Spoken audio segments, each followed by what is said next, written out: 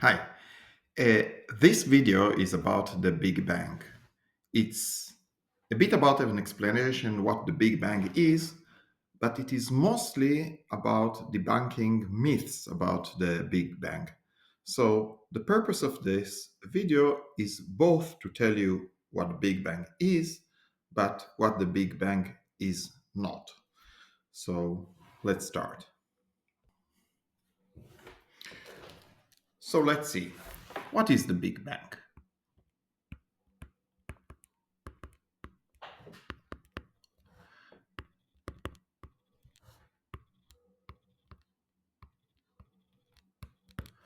So the Big Bang is an event that happened roughly 13.8 billion years ago.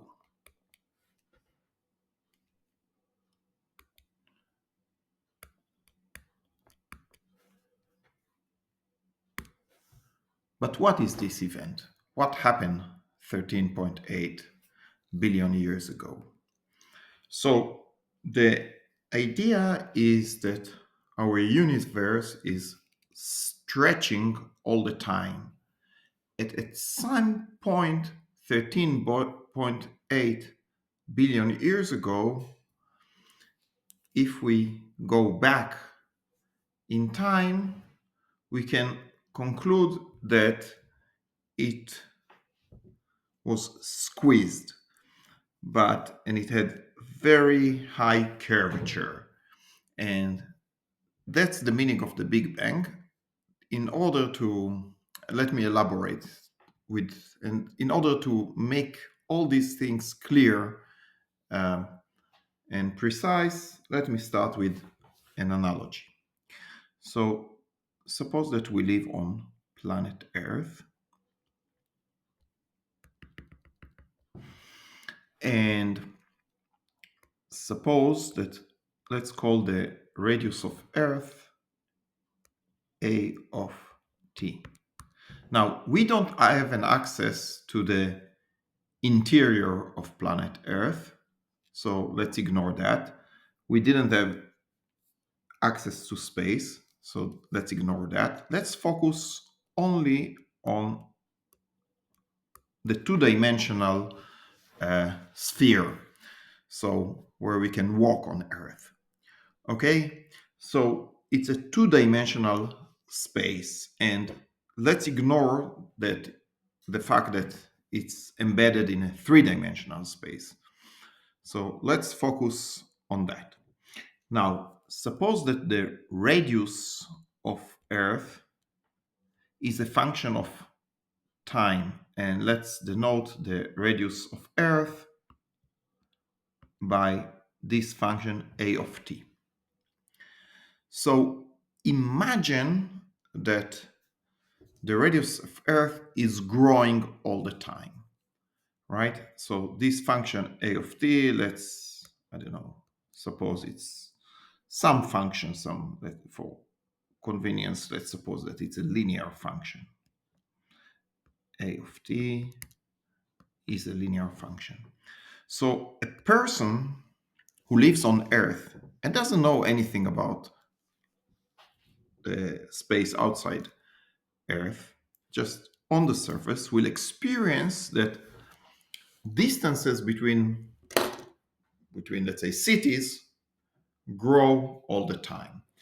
So in particular, let's say the distance between the North Pole and the South Pole is pi a of t, and that this distance grows grows and grows and grows all the time. So that's a good analogy for what's happening in to our universe. So what we observe in our universe is that the distance, and that was observed by Hubble, that the distance between galaxies grows and grows and grows. And what he saw is that distance galaxies, the distance between distant galaxies grows even faster. So the conclusion is that the universe is kind of expanding, but it's not really expanding into something. A better thing, uh, or more accurate thing to say, is that it's stretching. It's like this radius of Earth. It You can imagine, let's say, a balloon that when we blow the balloon, then it grows and the distances are stretching. If we look at 2 points, this distance is growing and growing and growing because space itself is stretching. The distances, what we call the metric, is growing. So, in more like technical terms, for those of you who know a bit of differential geometry, an analogy will be that the metric of this two-dimensional sphere is written like that. That's the technical way of saying that um, the distances on Earth are growing according to this function a of t. It's stretching. So now, what is the Big Bang? The Big Bang is the time where this number a of t, or the radius, was tiny. This the metric, this is called the metric, was controlled by a very small number. We can define this number as, let's say, the Planck length. So let's define the Big Bang, and that's the definition. The time where a of t was the Planck scale. And that was 13.8 billion years ago. So that's the true meaning of the Big Bang. It's the time where it's called scale factor, or the distances or the metric of the universe was tiny. At that point, let's see what's happening, let's say, in this analogy with Earth. Suppose that the radius is tiny, then we say that the curvature is huge. So that's another thing that we observe, or that we characterization of the Big Bang. It's the time where the curvature of the universe was huge, and that was 13.8 billion years ago. So the first myth, the first thing I would like to discuss: the universe began with a singularity.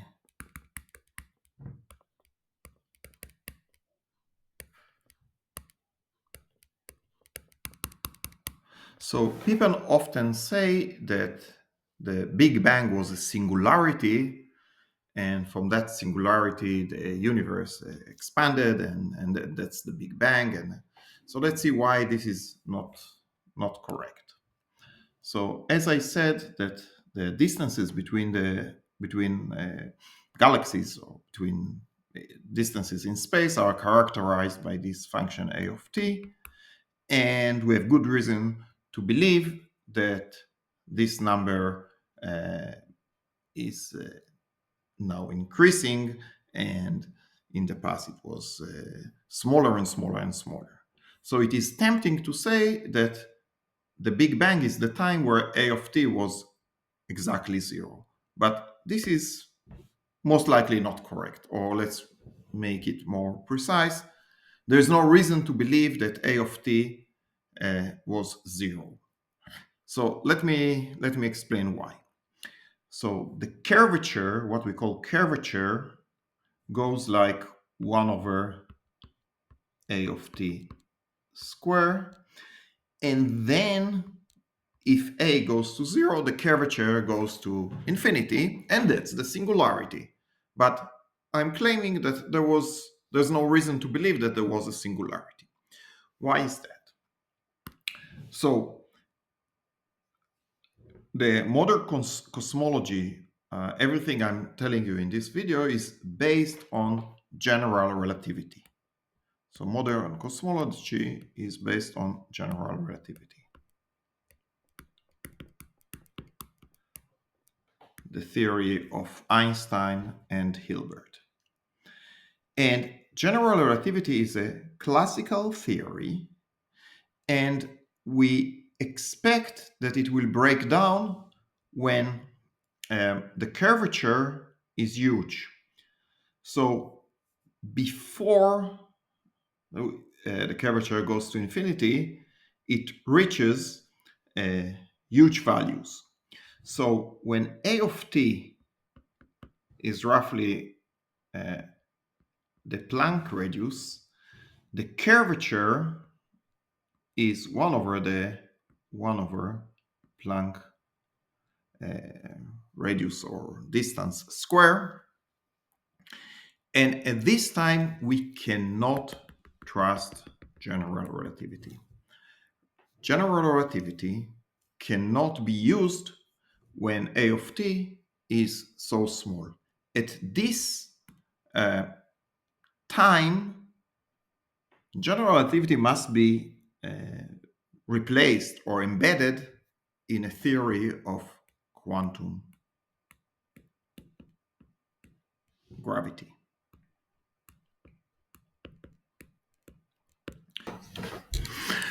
Again, let me use an analogy. So we have Newtonian physics, but we know that we cannot trust Newtonian physics all the way to zero distance. When we reach the atomic scale, we should replace or embed Newtonian physics by quantum mechanics. So let's consider the atom. We have the nucleus and we have the electron.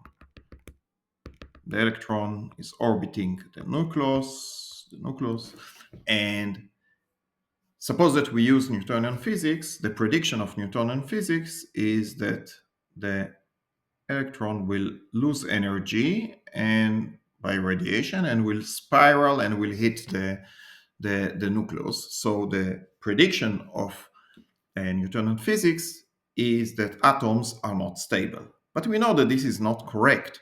Quantum theory replaces Newtonian physics and guarantees the stability of atoms. So back into the issue of the Big Bang, what we expect, what we anticipate is that when the curvature R is the curvature, reaches 1 over the Planck length square, we should get corrections to the theory of Einstein. So in technical terms,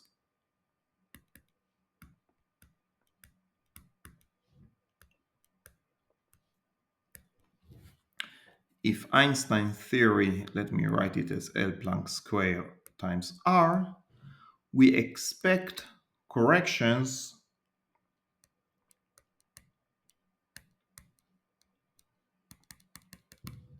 with so-called R square corrections.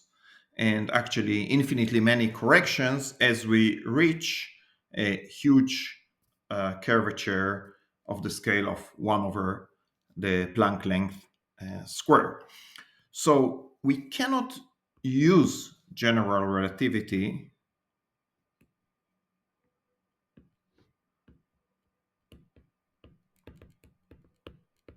at early times where we know that it cannot be trusted. It's like making predictions at the atomic scale based on Newtonian theory. So the claim that there is a singularity is based on GR, and it's by neglecting quantum corrections or the effects of quantum gravity. But quantum gravity must be extremely important when the curvature is huge. And therefore, we cannot conclude that there was a singularity, and actually, there are good reasons to believe that there was no singularity, pretty much like that the electron will not reach a zero distance from the nucleus and the Coulomb potential will explode. So quantum theory protects singularities. So that's the first myth I wanted to discuss. The next myth: the Big Bang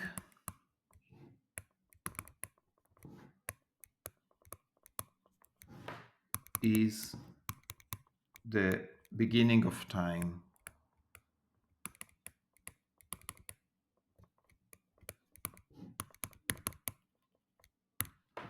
Well, if there is no singularity, and there is no reason to believe that there is a singularity, we don't have any evidence that the universe started from a point. So, this picture of something that expands and expands and expands, but starting from a point, uh, is not compatible with with quantum gravity, or at least there's no reason to think that this picture is correct. Uh, it is very likely, or at least it is not excluded, that time existed before the Big Bang, and that the Big Bang is some event within time. There are several scenarios of what happened before the Big Bang, and that the Big Bang, which is this expansion, is an event within time, something that happened at a certain point, some dramatic uh, event, but it's an event within time. Again, there is no scientific reason to believe that the Big Bang is the beginning of time, because, again, general relativity is not valid at when the curvature is already at the Planck scale square, 1 over the Planck scale square. We need to replace general relativity by quantum gravity, and quantum gravity typically does not like singularities. For example, string theory does not like singularities, and singularities are usually washed out by quantum effects. We can uh, pretty much, it's more likely the time existed before the Big Bang. But again, I don't know. We don't know for sure. There's no evidence yet for something that happened before the Big Bang. But at the same time, the assertion that the Big Bang is the beginning of time is simply uh, wrong, because there is no reason scientific reason to believe that this is the case. Another myth is that at the time of the Big Bang, the universe was small.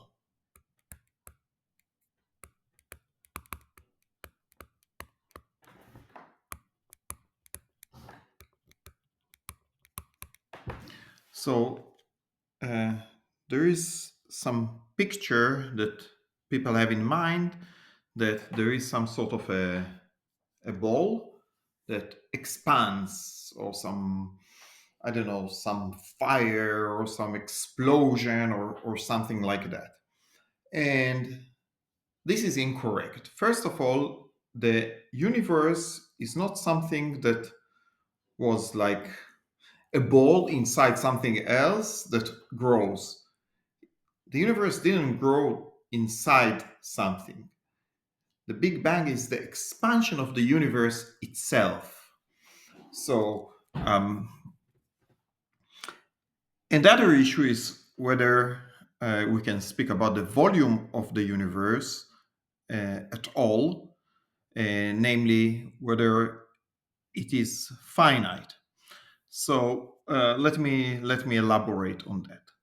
When we discuss the metric of the universe, I I provided an analogy where the universe is the surface area of a certain sphere, like the surface area of our planet, of planet Earth. But uh, this is not clear. So, um, there are three possible solutions of the homogeneous solutions of the universe. These are the Friedman, Robertson, Lemaitre, Walker metrics. So there are three possibilities: either a sphere, or a flat universe. Of course, it's not a two-dimensional surface.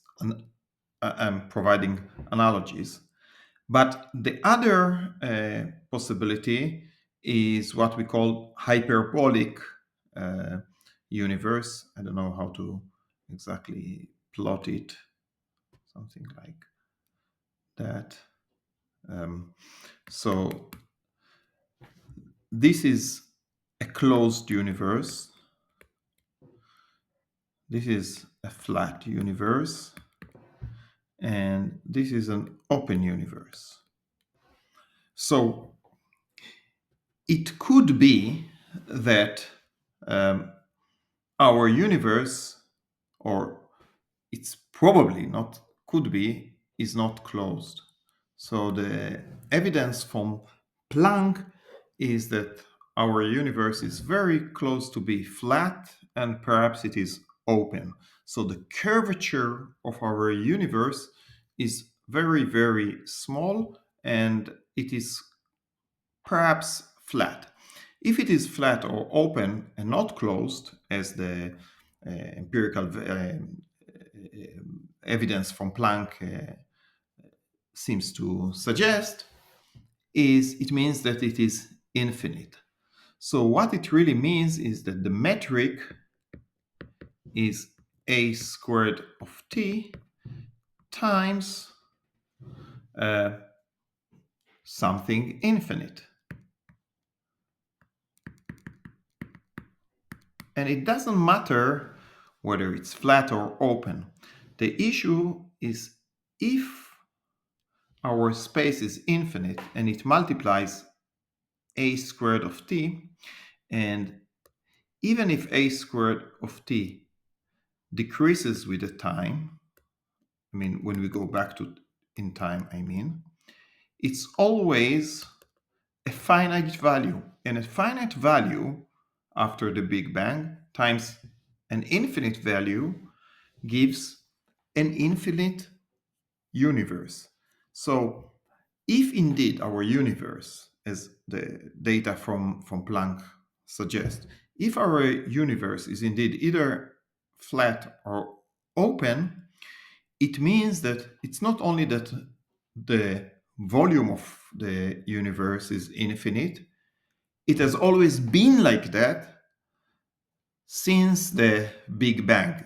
So, since the time that the curvature uh, was Planckian, I mean, 1 over Planck length square. So, from the first moment, from the Big Bang, the volume of the universe is infinite. So then people ask, well, so then what does it mean that it expands or grows? What it means is that the distances inside this uh, universe, which is infinite, grow. A universe can be infinite, and yet distances between galaxies grow and grow and grow because the universe is scratching. What is finite, anyhow, is the observed universe. We cannot observe the infinite universe. So even if it is infinite, as the data suggests, we will always see only a finite portion of it. That is fine. But I would like to emphasize that this picture of um, something small that explodes and grows, it's naive and it is wrong.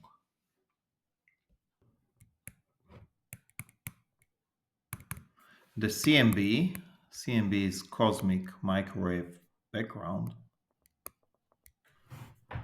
is from the Big Bang.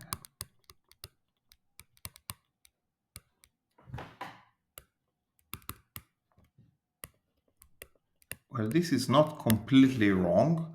The CMB, the cosmic microwave background, is due to the Big Bang, but it was not created at the Big Bang. So, as you might know, the universe is full of radiation at a temperature of 2.7 Kelvin. So anywhere we look at the universe, we can measure a radiation of 2.7 Kelvin. Now, uh, what is wrong? What is the myth? It's not again that there was some explosion and then the universe is full of radiation due to this explosion. There was no explosion, of course, no fire because there were no atoms. There was no chemistry to talk about. What happened is that only 380,000 years after the Big Bang, there were atoms, and the atoms, as they cooled down, they emitted radiation, and this is the radiation that we observe. So it's radiation that was created only 380,000 years after the Big Bang. This is the CMB. The last topic I would like to discuss is the implication of what I discussed today on philosophy and theology. So, the Big Bang is most likely not the beginning of time. Most likely, there was no singularity, perhaps, or it could be, or maybe it is even likely that the Big Bang is an event within time, that there was something before the Big Bang. And what I want to say is that there is a myth that the Big Bang is the beginning of the time in some explosion or some singularity, and all that is wrong. And people try to match that with some philosophy or even theology about the creation of the universe. Uh, this is not supported by science, by physics, by modern cosmology. Uh, we don't think that there was an event, a moment of creation 13.8 billion years ago. Uh, it is there's no evidence for that from cosmology. So people try to match the story of the Big Bang, the science with religion, and claim that this is an evidence that God created the universe 13.8 billion years ago. This is not supported by science.